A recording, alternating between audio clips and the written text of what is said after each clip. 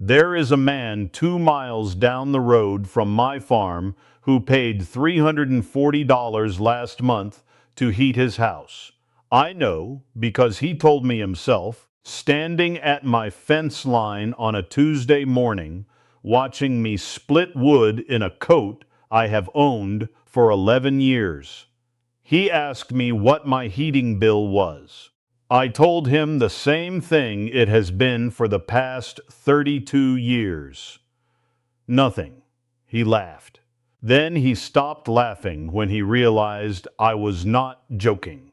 My name is Edwin Yoder. I was raised Old Order Amish in Holmes County, Ohio. My father built the house I live in with his own hands in 1974. No furnace, no ductwork, no thermostat on the wall. This January, when the temperature outside dropped to 9 degrees for 4 days straight, my kitchen was warm enough that my wife baked bread in her house dress with the sleeves rolled up. I am going to show you exactly what we do, not the philosophy of it. The actual steps, in the order we do them, with what each one costs.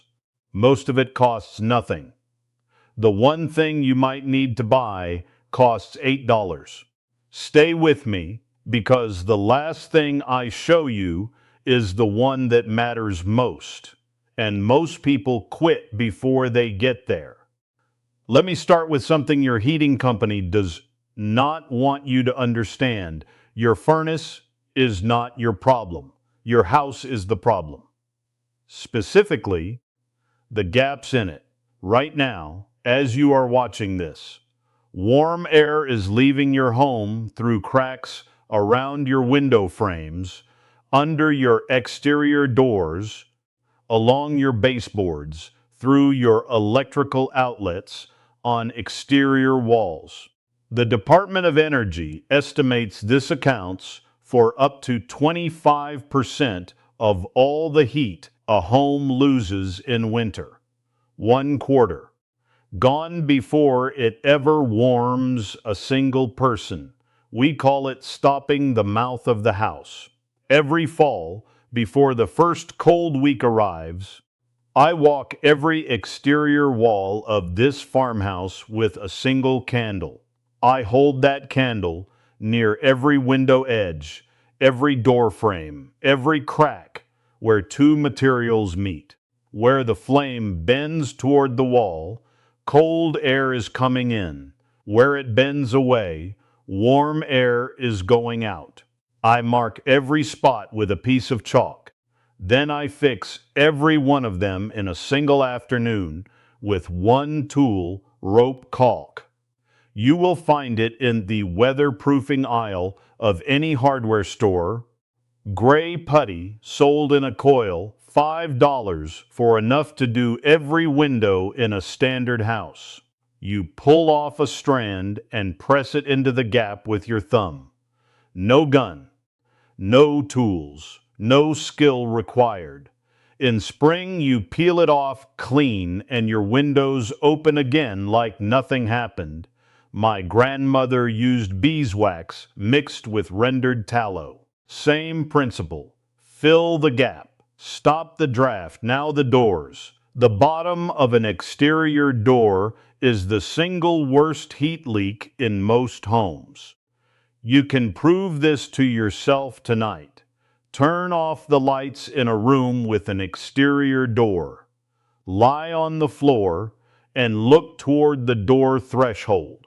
If you can see light coming in from outside, cold air is coming in too, all night, every night, all winter long. We use door snakes, a tube of heavy fabric stuffed with sand or dried rice, laid against the inside base of every exterior door.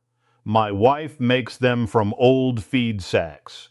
If you do not sew, take a bath towel, roll it tight, wrap a rubber band around each end, and lay it against your door tonight.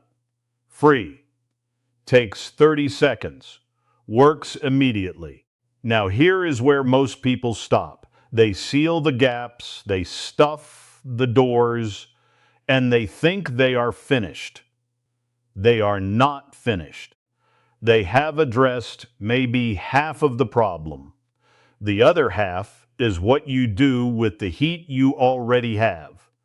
We do not heat the whole house. This is the piece that took me the longest to explain to my neighbor, the one with the $340 bill.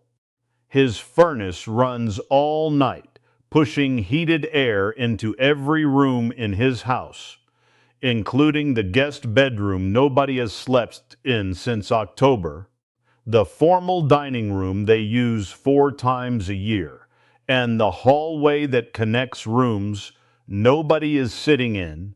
In winter, every door in my house that leads to a room we are not using is closed. The storage room, the back bedroom, the room where my son keeps his tools, closed, and the gaps along the bottom stuffed with a rolled towel. We heat the kitchen and the sitting room. That is it. 2 rooms, the rest of the house takes care of itself. A fire that heats 600 square feet keeps a family warm. A fire that tries to heat 2,000 square feet keeps nobody warm and burns twice the wood doing it. Now I want to tell you about the sun, because this is the thing we have done for 200 years that costs nothing and that almost nobody in a modern house does correctly. My grandfather positioned this farmhouse with the long wall facing due south. He stood in this field in January before he poured a single foundation stone, and he watched where the sun moved, low in the sky in winter, moving from southeast to southwest across the southern horizon. He put the biggest windows on that wall and the smallest windows on the north wall where the wind comes in hard. In winter, a south-facing window is a solar collector. The sun is low. The light comes in at a low angle and reaches deep into the room, landing on the floor, on the table, on the stone around the wood stove. That stone absorbs the heat and holds it for hours after the sun goes down. Every south-facing curtain in my house is open from sunrise to mid-afternoon, wide open. I am letting the sun work for free.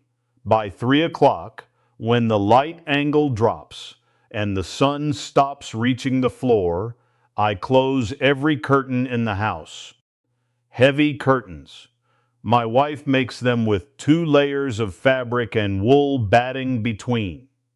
Ceiling to floor, overlapping the frame on both sides. When those curtains close, a window that would drain heat all night becomes a wall. If you do not have heavy curtains, hang a blanket.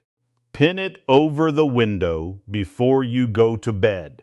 It looks exactly like what my grandmother did in the hard winters of the 1950s when she could not afford new fabric. A blanket over a window at night is worth 2 degrees of indoor temperature by morning. I have measured it.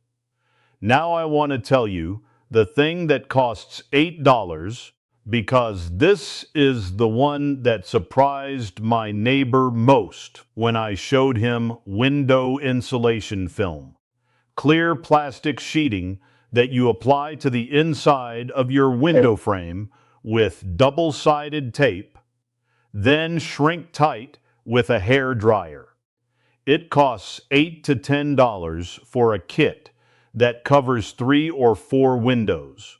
When you apply it correctly, it traps a pocket of air between the plastic and the glass.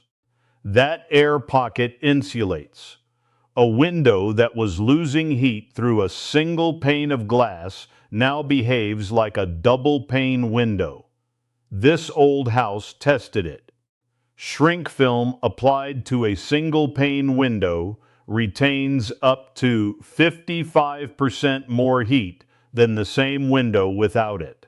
The Amish used oiled paper stretched over window frames for the same reason 200 years before this product existed. The principle is identical. Trap a layer of still air. Still air does not conduct heat. The cold stays outside. The warmth stays in. Now I want to leave you with the thing my father told me the winter I was 12 and complaining about the cold. He said, "Edwin, a warm family does not need a warm house." He meant that if you dress right, sleep under the right quilts, and gather in the right room at the right time of day, the house only needs to be warm enough. Not perfect, not 68 degrees in every room at every hour. Warm enough where the people are. We sleep under quilts my wife made with 3 layers of wool batting. The bedroom is cold at night. The kitchen is warm in the morning because the wood stove never fully goes out, and I add wood before I go to sleep. By the time my wife comes downstairs to start breakfast, the kitchen is already the warmest room in the house. That is the whole system. Seal the gaps with $5 of rope caulk. Stop the door drafts with a rolled towel. Close off the rooms you are not using. Open your south-facing curtains during the day and close everything at night. Put $8 window film on your coldest windows. One afternoon. $8 if you need to buy anything at all.